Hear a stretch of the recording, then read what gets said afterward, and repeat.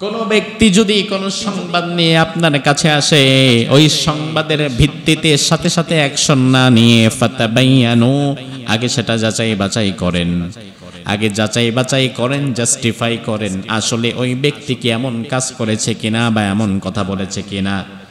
যাচাই বাছাই করার পরে সিদ্ধান্ত নেন।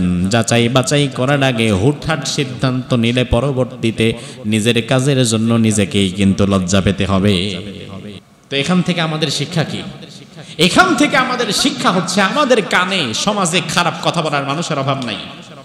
ভাই আব্দুল সালাম ভাই কিন্তু আপনার নামে যা বলছে ভাই আমি বিশ্বাসই করতে পারি নাই। কি বলছে?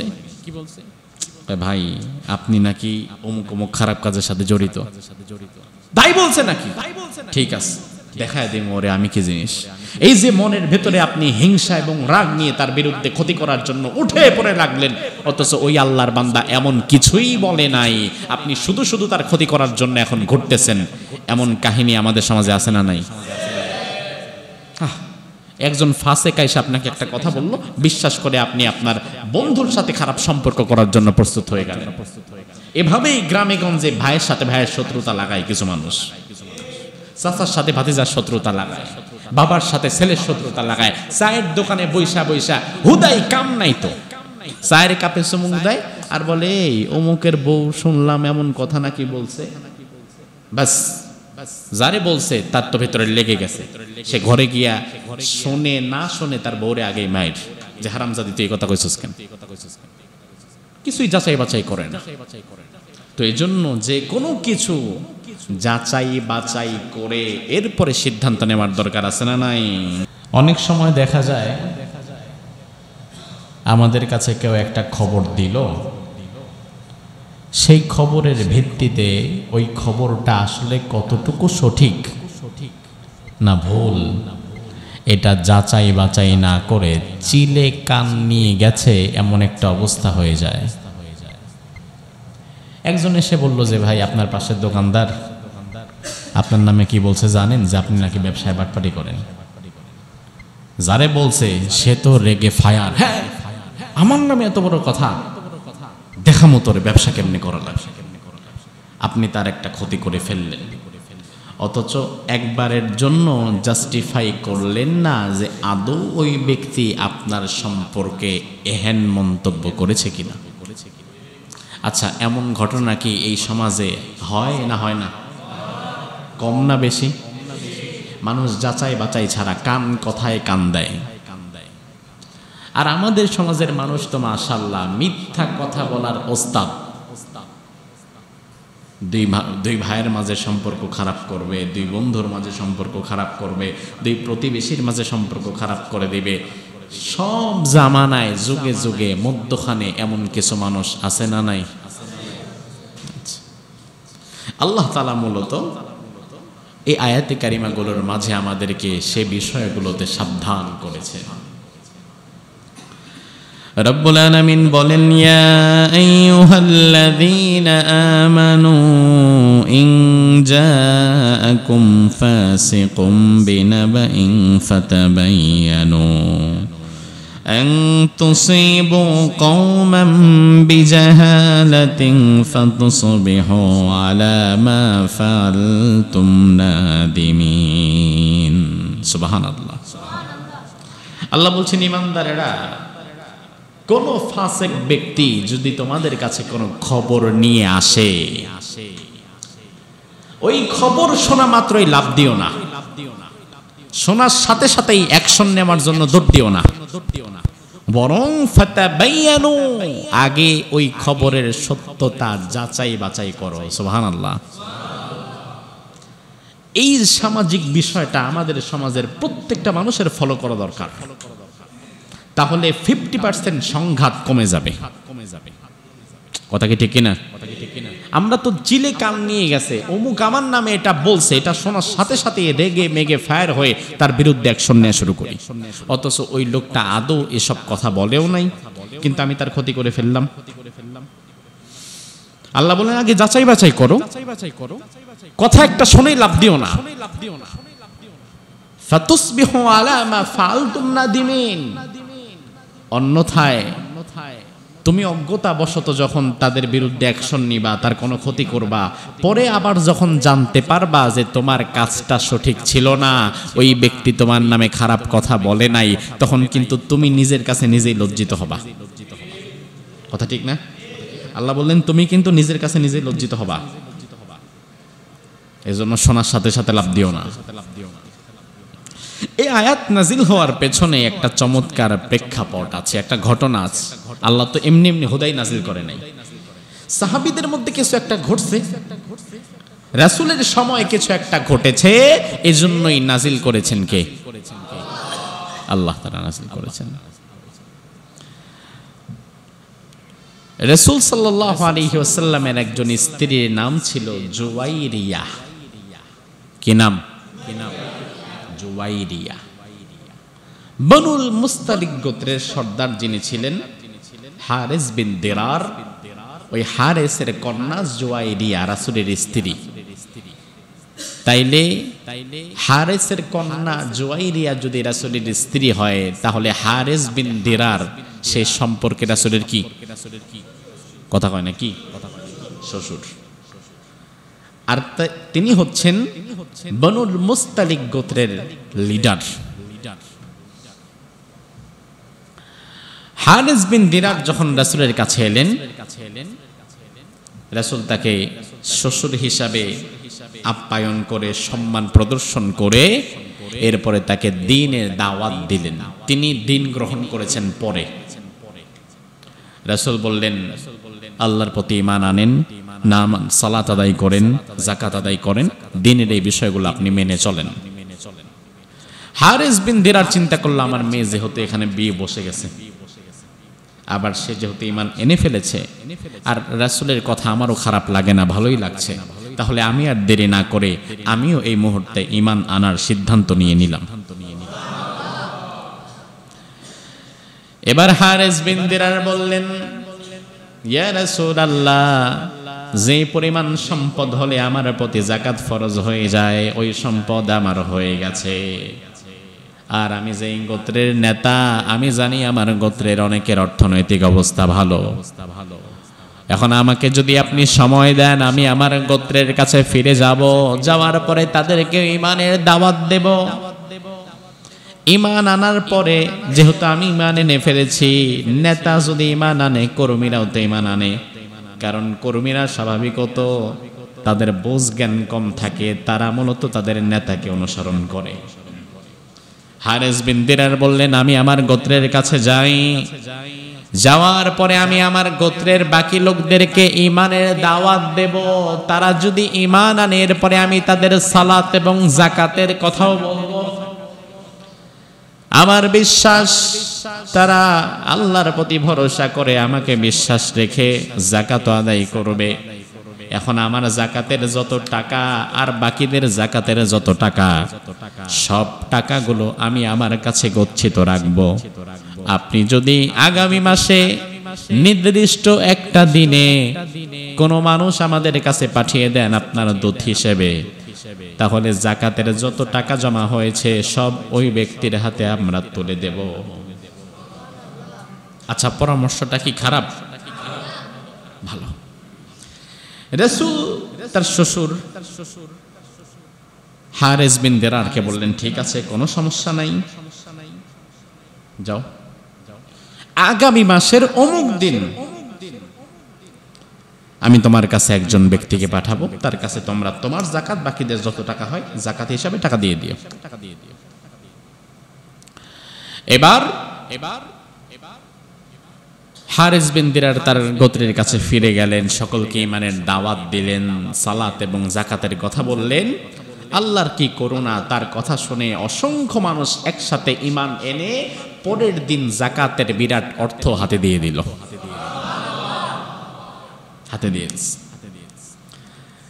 হারিস বিন দিরার তাদেরকে বলেছেন যে রাসূল আগামী মাসের অমুক তারিখ লোক পাঠাবে, লোক পাঠালে আমরা সবাই টাকা দিয়ে দিব। ঠিক আছে।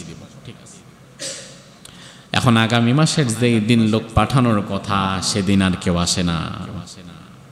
2-4-5 দিন পার হয়ে যায়, কেউ আসে না। এবার হারিস বিন দিরার মনে মনে ভয় পেতে লাগলেন যে কি ব্যাপার, এমন তো হওয়ার কথা না।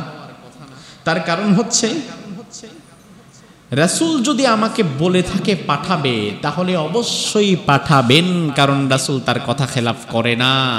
এখন যেহেতু 2-4-5 দিন পরেও আসলো না, তাহলে বুঝতে হবে হয়তো রাসূল কোনো কারণে আমার উপর রাগান্বিত বা কষ্ট পেয়েছে, এই জন্য লোক পাঠায়নি। গোত্রের বাকি লোকেরাও ভয় পেয়ে গেছে, ইন্না লিল্লাহ। এটাও হতে পারে। তো রাসূল কি হঠাৎ আমাদের উপর রেগে গেলেন? লোক পাঠালেন না কেন?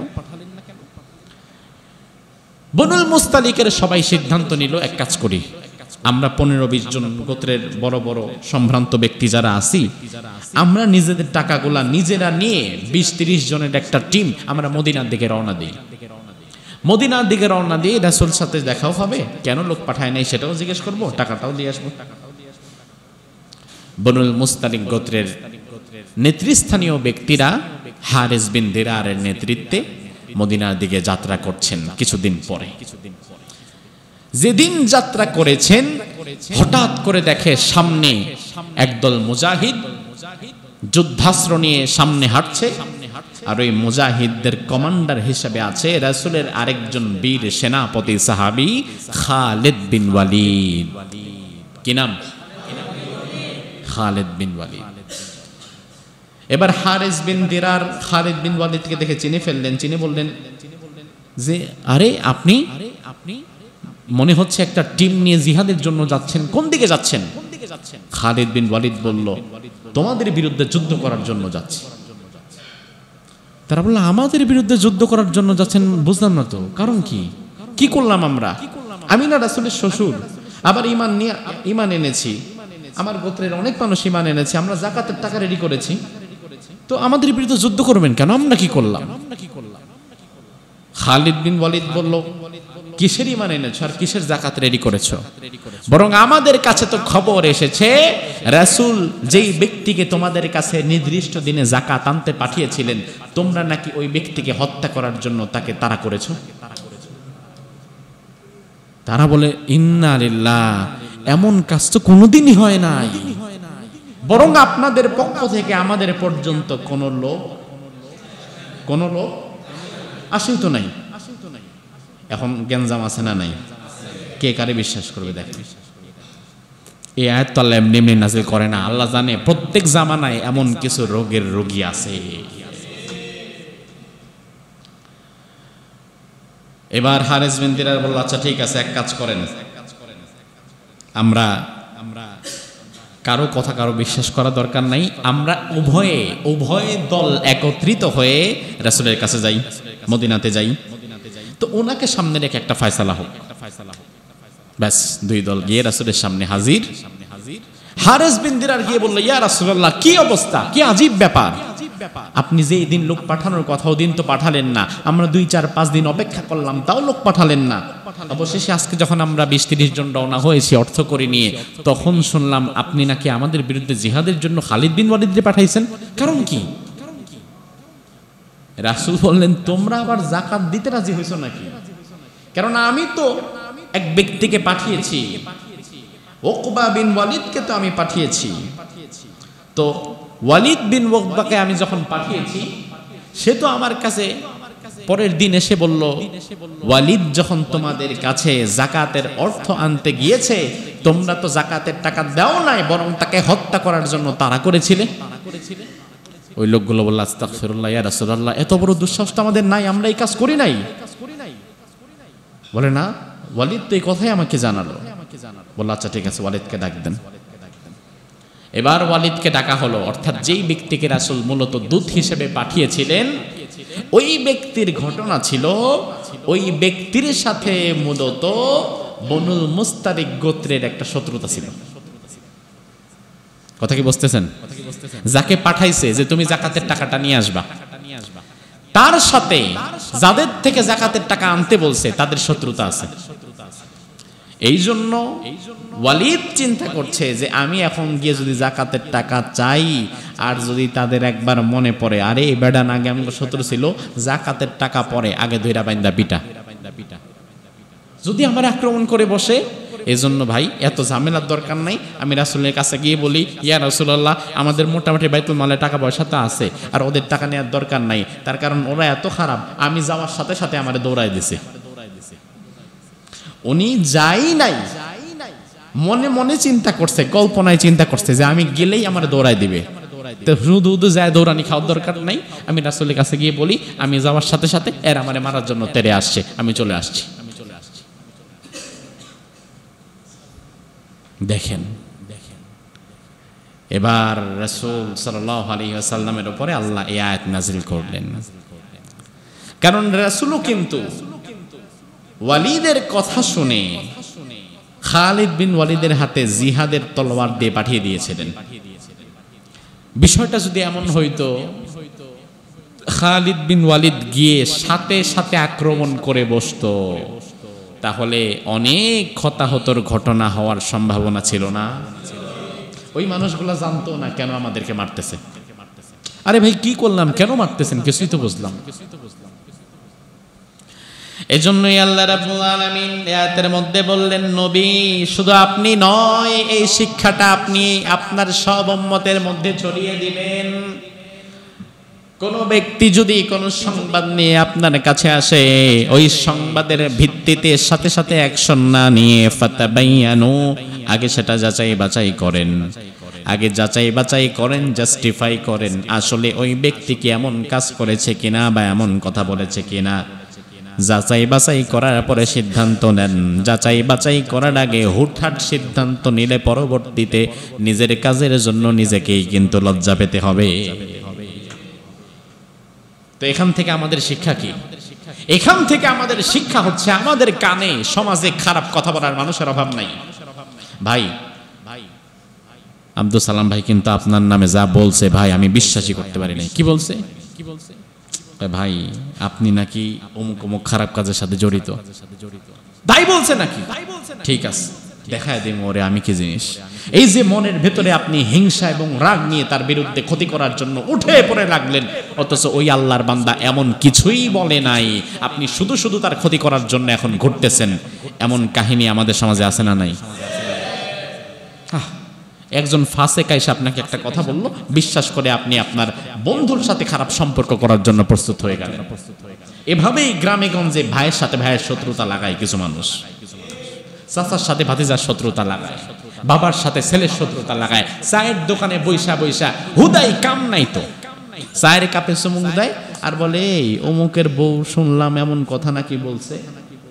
বাস যারে বলছে তার তো ভেতরে লেগে গেছে, সে ঘরে গিয়া শোনে না শোনে তার বউরে আগেই মায়ের যে হারামজাদি তুই এই কথা কইছিস কেন, কিছুই যাচাই বাছাই করে না।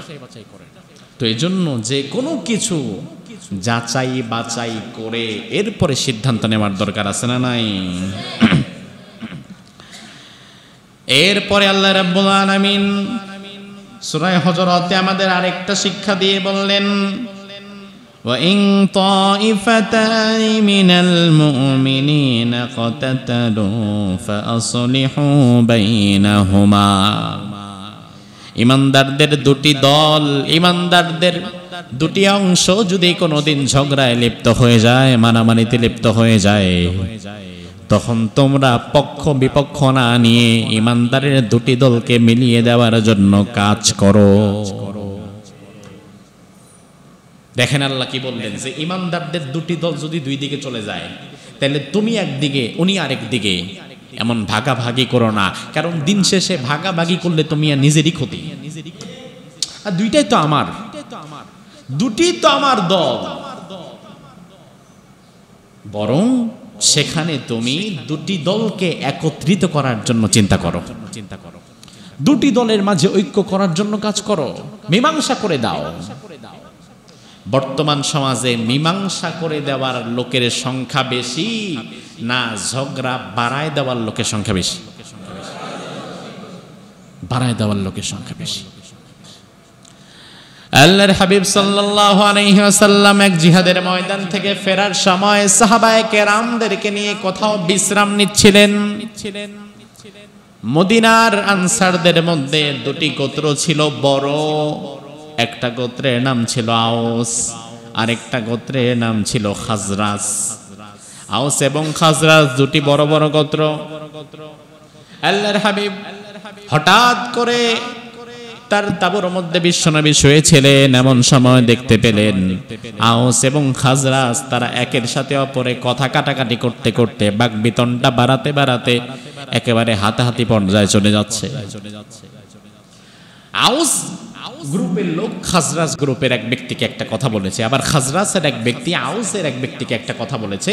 বাস কথা কাটাকাটি করতে করতে আউস গ্রুপের ব্যক্তির লোক সে এবার বলল, এই আউস গোত্রের ভাইরা এদিকে আসো, দেখায় দাও খাজরাজ গোত্র থেকে যে যার সাথে কথা কাটাকাটি হচ্ছে। সে বলল, এই খাজরাজ গোত্রের লোকেরা তোমরাও এদিকে আসো, দেখায় দাও আমরা কি কেউ কারোর থেকে কম নাকি। এই যে আমাদের সামনে দুইটা ইউনিভার্সিটির ছাত্ররা এখন মারামারিতে লিপ্ত আছে, জানেন? ড্যাফোডিল আর সিটি ইউনিভার্সিটি। মারামারির সংঘাত কোন পর্যায়ে গেছে, উভয় পক্ষের বেশ কিছু লোক আহত হয়ে এনাম মেডিকেল সহকারে বিভিন্ন মেডিকেল কলেজে তো ভর্তি আছে। উভয়ের অনেক ক্ষতি হয়েছে। সিটি ইউনিভার্সিটির 2-3টা বাস পোড়ায় দেওয়া হয়েছে, অফিস ভাঙচুর করা হয়েছে, ড্যাফোডিলের প্রক্টরকে মারা হয়েছে, অনেক ছাত্রকে হতাহত করা হয়েছে। শত শত ছাত্রর মারামারি, যেন একটা মিনি ব্রাহ্মণবাড়িয়া। আমার খুব কাছের একজন ড্যাফোডিলে পড়াশোনা করছে, আমি তাকে জিজ্ঞেস করলাম যে কি অবস্থা, এটার কারণ কি, কোত্থেকে লাগলো?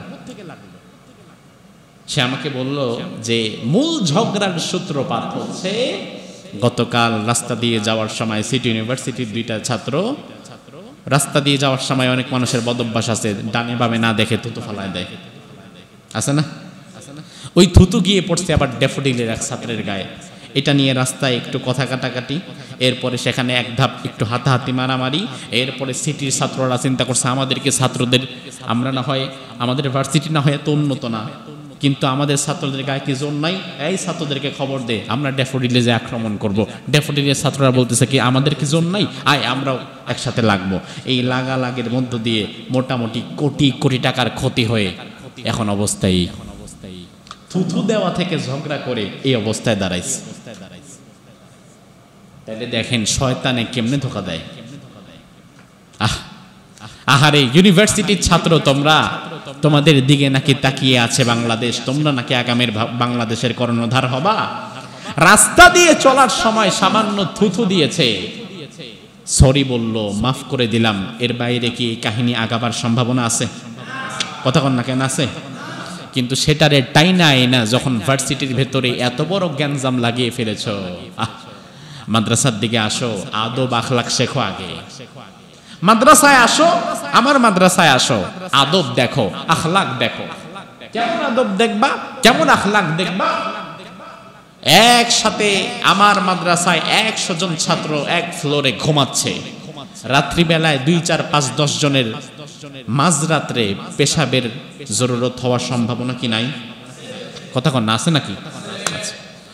ওই রাত্রিবেলা 2, 4, 5 জন যারা উঠে, বাথরুম তো একদিকে, যাওয়ার সময় ভুলে কারো হাতের মধ্যে পাড়া লাগে, কারো পায়ের মধ্যে পাড়া লাগে, সেভাবেই বাথরুমে যাচ্ছে, আবার আসতেছে, হাতের মধ্যে পাড়া লাগতেছে, পায়ের মধ্যে পাড়া লাগতেছে, তবুও কেউ কোনোদিন উইঠা আরেকটার মাথা ফাটাচ্ছে না। অথচ আরেকজনের গায়ে থুতু দিছে, এই জন্য 2 ভার্সিটি অনির্দিষ্টকালের জন্য বন্ধ হয়ে যাওয়ার সম্ভাবনা আছে। তাইলে আদব আখলাক কি ইসলামের বাহিরে শেখা যাবে না? ইসলাম যাদের ভেতরে নাই, এদের ভেতরটা অহংকার আর ইগোতে ভরা। আমার গায়ে থুতু দিছে, আমার ভার্সিটির ছেলেদেরকে মান সম্মান নাই নাকি? আমার গায়ে থুতু মারা মানে আমার ভার্সিটির গায়ে থুতু মারা, এই পুরা ভার্সিটির লাগাই দিছে। ভেতরটা অহংকার আর ইগোতে ভরা। এজন্য ইসলামটা ভেতরে ঢুকাও, তাহলে অহংকার ইগো যা শয়তান থেকে আসে এগুলো আল্লাহ তাআলা কমিয়ে দেবেন, ঠিক কিনা? রাসূল দেখলেন সাহাবীদের আরে আউস এবং খাজরাজ দেখে মারামারিতে লিপ্ত হয়ে যাচ্ছে। আল্লাহর হাবিব সাল্লাল্লাহু আলাইহি ওয়াসাল্লাম তাবু থেকে বের হলেন, বের হয়ে দেখলেন 2 গ্রুপ মারামারির জন্য প্রস্তুত। এক গ্রুপ আরেক গ্রুপের উপর আক্রমণ করবে। বিশ্বনবী বললেন, ইয়া মাশারাল মুসলিমিন, ও মুসলমানেরা, আল্লাহকে ভয় করো, আল্লাহকে ভয় করো। আমি দাওয়াল জাহিলিয়া ওয়া আনা বাইনা যুহরিকুম, তোমরা কি এখনই জাহিলি যুগের দিকে আবার ফিরে যাচ্ছ নাকি? অথচ আমি নবী তো এখনো তোমাদের মধ্যে জীবিত আছি। আমি নবী আসার আগে তোমরা আউস খাজরাজ বারবার যুদ্ধ করতে, মারামারি করতে ঠুনকো বিষয় নিয়ে, অথচ এখন আমি নবী তোমাদের মধ্যে জীবিত থাকা অবস্থায় তোমরা যদি আবার জাহিলি যুগের দিকে ফিরে যেতে চাও, তাহলে আমার কি বলার আছে? এই কথা বলে রাসূল নিজেও কেঁদে দিলেন। বিশ্বনবীর চোখের পানি দেখে আউস এবং খাজরাজের সাহাবীরা নিজেদের ঢাল তলোয়ারগুলো মাটিতে ফেলে এক গ্রুপ অন্য গ্রুপের সাহাবীদেরকে জড়িয়ে ধরে তারা নিজেরাও কাঁদতে শুরু করলে। আমার ভাই, এটা ইসলাম। কোথাও যদি দেখেন দুইজন লাগতে গেছে, আপনি লাগায় দিয়েন না, বরং দুইজনকে মিটিয়ে দেন। এখন আমাদের সমাজে মিটমাট করে দেওয়ার লোকের অভাব, কিন্তু লাগায় দেওয়ার লোকের কোনো অভাব নাই। সংসারে ঝামেলা হোক, বাহিরে হোক, দোকানে হোক, রাস্তায় হোক, লাগায় দেওয়ার জন্য একজন মানুষ শয়তান হিসাবে আছে সেখানে, আছে না? মিটমাট করে দেন।